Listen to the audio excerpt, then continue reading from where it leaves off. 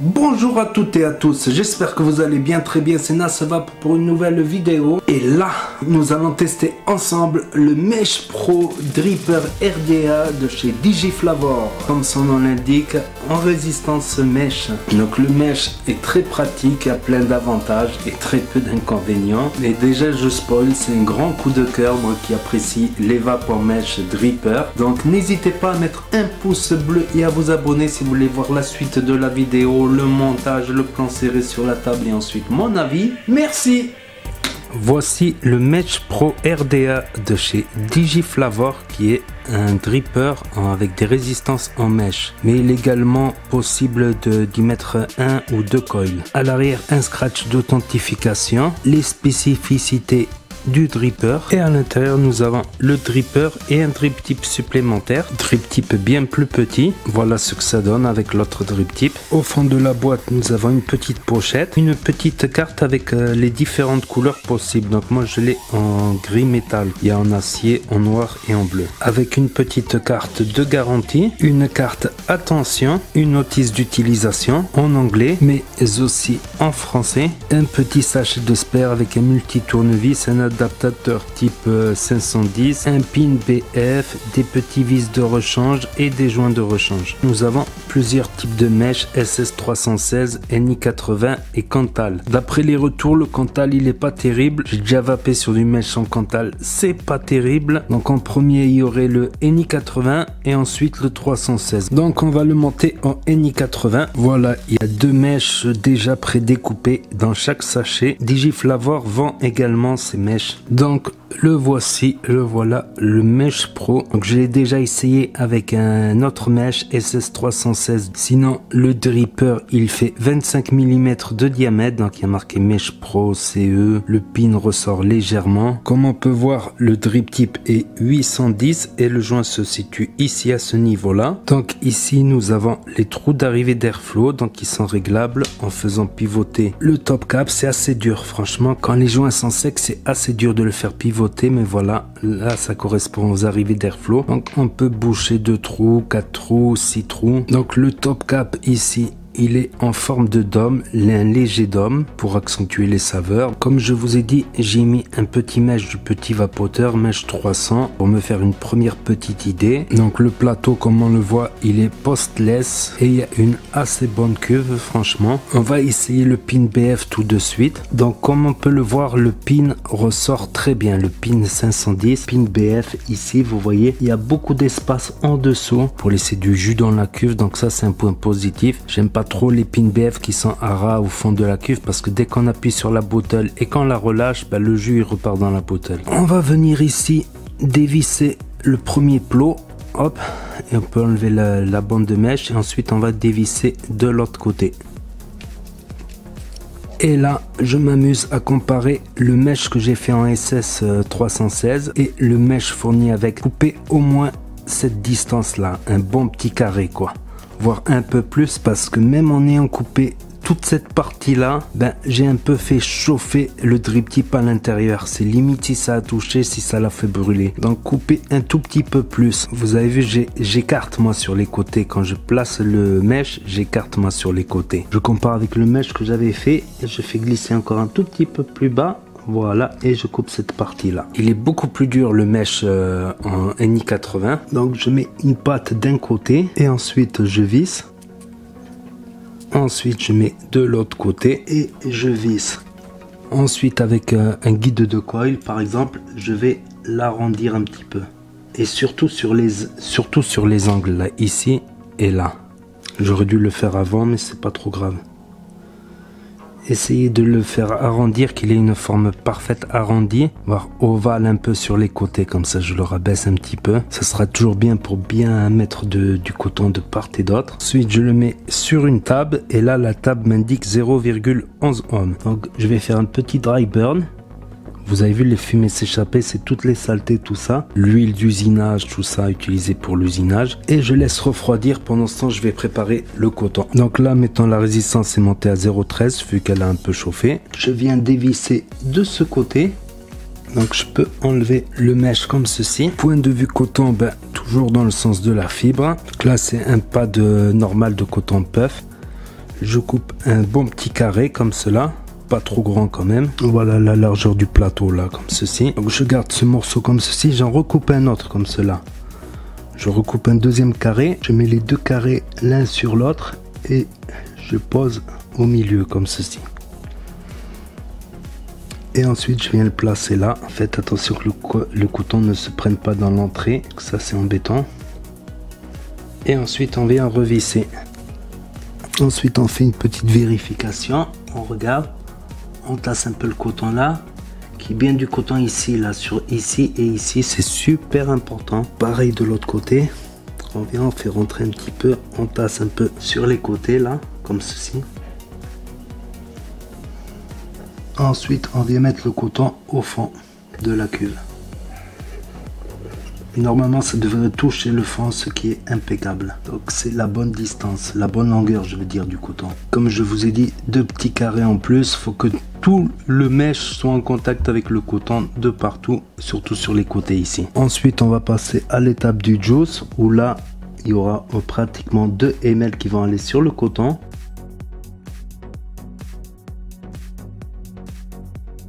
Donc, il faut que le coton soit très bien imbibé, évidemment.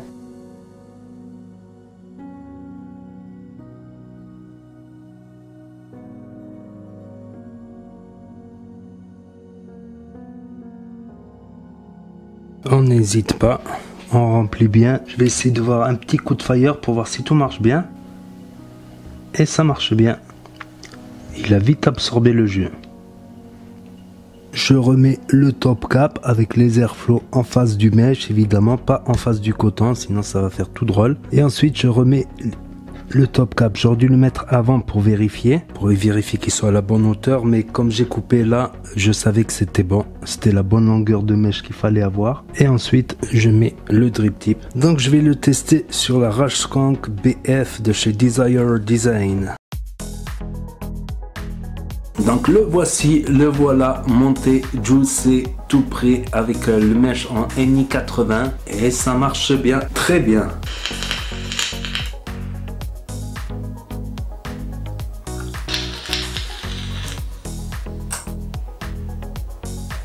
Donc là j'étais à 80 watts, on va essayer à 90 watts.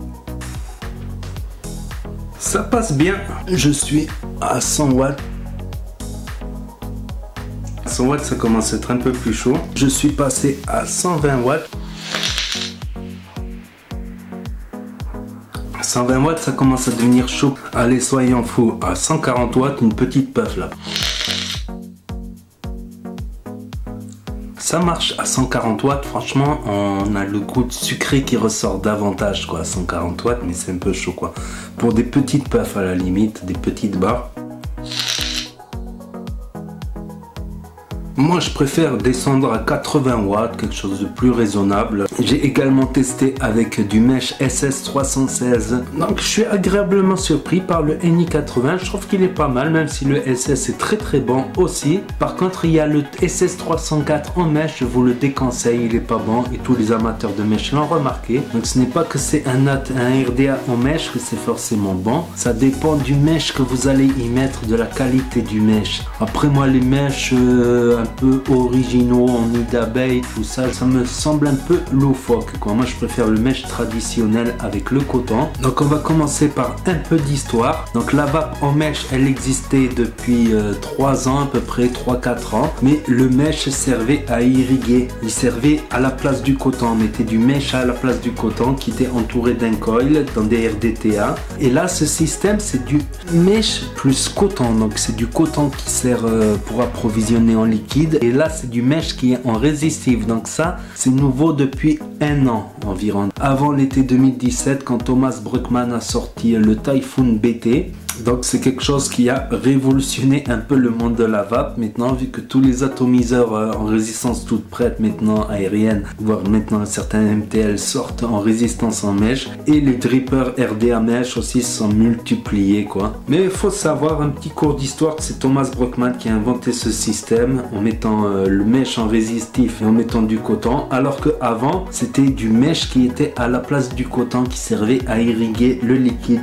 Il n'y avait pas de coton. dans les Genesis par exemple. Donc oui, c'est quelque chose qui n'a pas un an, qui a 1 an et demi environ à la date de publication de cette vidéo. Donc on va commencer les points positifs et les points négatifs maintenant. Donc première chose qui saute aux yeux, c'est la vapeur, énormément de vapeur. Si on fait un montage en 0,12 comme ceci, si on monte les watts, on ouvre bien les airflow à 80 watts, les saveurs, elles explosent surtout sur du gourmand. Après, si certains jus demanderont moins de watts, à 30, 40, 50 watts, c'est possible de vaper dessus en fermant un peu les airflows, par exemple des fruités. Mais là, par exemple, sur un gourmand, le grand jus, il explose en bouche quoi, si on fait bien le cotonnage, etc.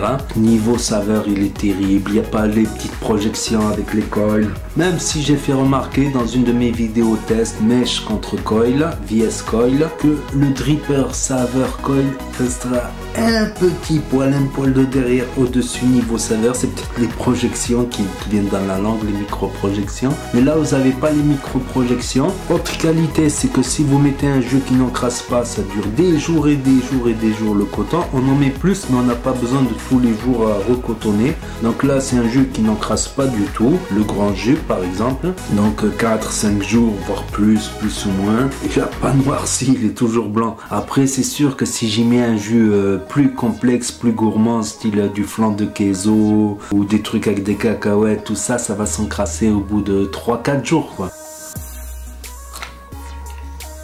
Autre chose à noter aussi, c'est que là, à 80 watts, par exemple, la vapeur n'est pas trop chaude. Elle est moins chaude qu'un double coil à 80 watts. Ça, c'est flagrant. Donc, à gros wattage, la vape est moins chaude comparé aux mêmes valeurs de coil et à même wattage avec des coils traditionnels où là, la vape sera beaucoup plus chaude que sur du mesh. J'avais testé aussi les coils en Contal.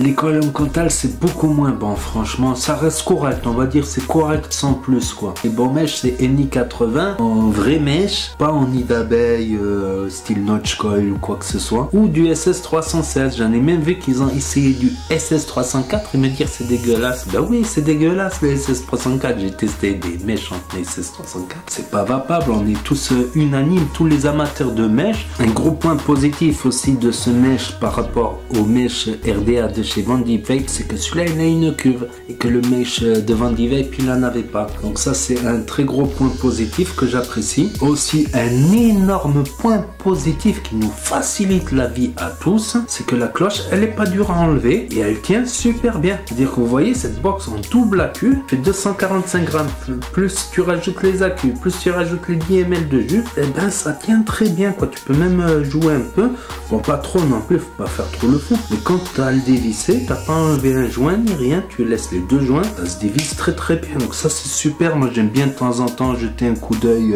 à l'intérieur. Donc là ils ont fait fort là, parce que franchement entre nous ça me saoule les drippers comme le Morph où la cloche est difficile à enlever. J'ai pallié à ça en enlevant un joint comme je fais dans la vidéo tuto astuce. Autre point positif, c'est que il est facile à monter. Après, faut pas faire d'erreur. Faut que toute la surface de mèche soit en contact, voire légèrement compressée contre le coton. Donc là-dessus, il n'y a pas de... Vous pouvez même compresser beaucoup ou pas beaucoup, ça marche. Donc moi, j'ai fait les deux techniques en mettant une patte d'un côté, en laissant ouvert de l'autre, en mettant le coton, puis ensuite en compressant, en mettant assez de coton, comme je vous ai montré en plan serré. Mais il n'y a pas de difficulté particulière si on fait correctement le montage. Après, s'il y a une partie du mèche qui n'est pas en contact avec le coton, ça va faire drailler. Donc surtout les côtés là, comme je vous ai montré en plan serré, vous pouvez compresser beaucoup ou pas beaucoup. L'important c'est que ça soit compressé. J'ai été un des premiers justement à tester, à faire des vidéos tests sur ces atomiseurs, ces RDA ou RDTA mèche plus coton,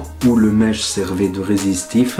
L'été 2017 quoi, avant l'été 2017, et jusqu'à aujourd'hui je suis très satisfait de ces drippers là. Même si le dripper saveur monocoil ou des drippers double coil orienté saveur et vapeur ont des intérêts aussi, il faut pas cracher non plus sur les autres. J'aime les deux, moi j'aime les deux. Si je veux une vape plus chaude, je vais m'orienter vers un double coil. Si je veux l'extrême des saveurs, je vais m'orienter vers un single coil avec un Fuse Clapton. Bon, trêve de blablaterie, on va finir les points positifs. Comme je vous ai dit, le look, moi j'aime bien le look et le haut, le top cap. Après chacun ses goûts et ses couleurs, comme on dit. Transition idéale vers les points négatifs. Premier point négatif, c'est que le top cap, il est difficile à régler. franchement il est très difficile à régler, faut mieux l'enlever et ensuite tourner et encore.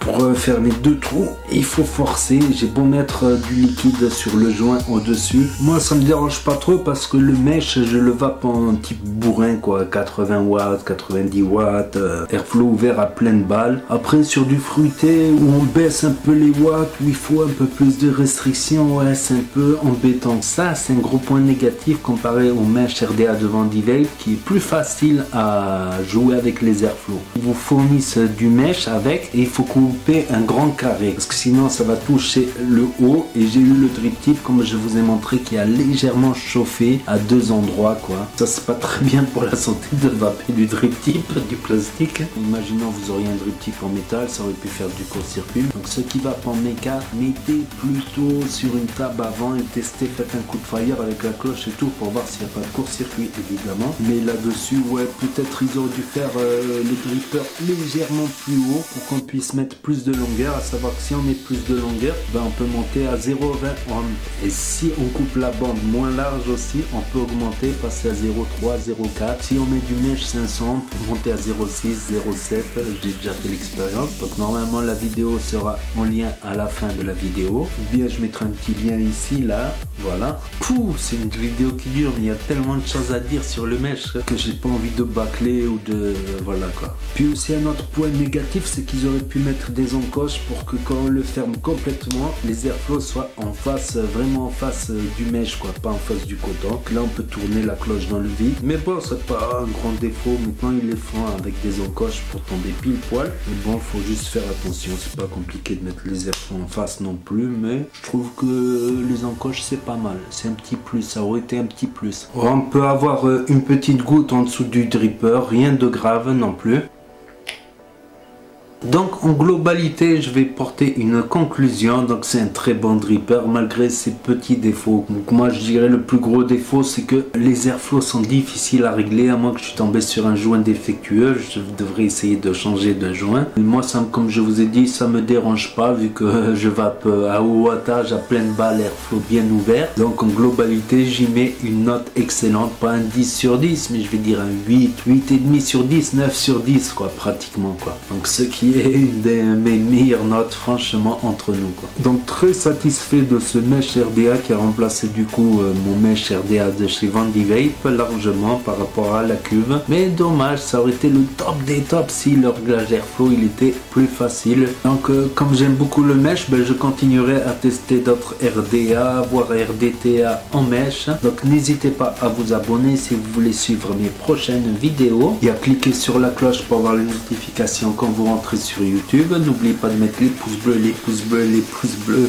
si vous êtes de mèche évidemment. N'hésitez pas à commenter en dessous, j'y répondrai, à me dire votre avis si vous en avez déjà essayé des atomiseurs ou RDA en mèche. N'hésitez pas à partager à vos collègues amateurs de vape en mèche et je vous dis à très bientôt les amis les potos pour de nouvelles vidéos. C'était NasVape pour vous servir et vous savez très bien que si l'on est de mèche, ben la tueuse trépasse et ça vape bien.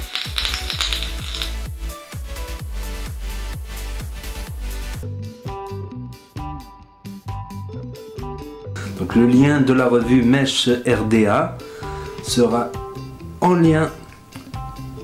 Un petit sachet de spare avec et au fond nous avons plusieurs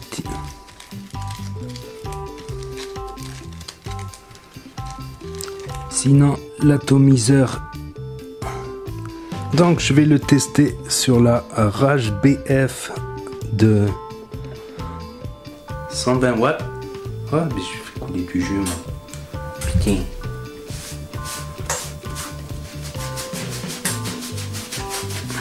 Heureusement qu'il y a l'éponge.